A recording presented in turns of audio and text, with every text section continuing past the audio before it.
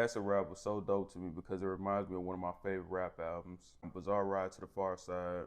An album about a group of young dudes in California who smoke all day, chase girls, hang out and write some really dope rhymes. And with acid rap, you get an updated version. You get this young kid who hasn't got it figured out at the time. Like most people at his age, I mean, I was 22. I think Chance might have been like 19 at the time. And the album was about being heavily self-medicated and a whole lot of hooking up.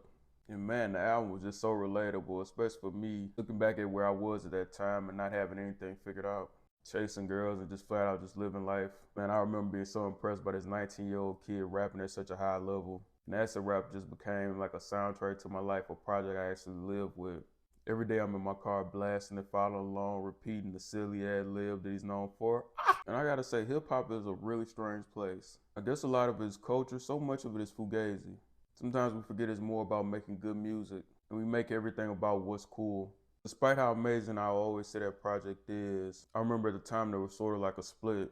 There were the people in my camp who thought this was absolutely amazing and Chance is the next up and he is going to kill the game. And then you had the other side who act like you can't just love all forms of hip hop.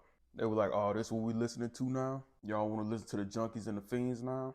Which is why I say hip hop is so fugazi at certain aspects. Because as you had a rapper like Future who is super amazing, but a large portion of his music is about being dependent on medication. Zero flat. Now we're in 2025 and these rappers are glorifying being fiends and junkies.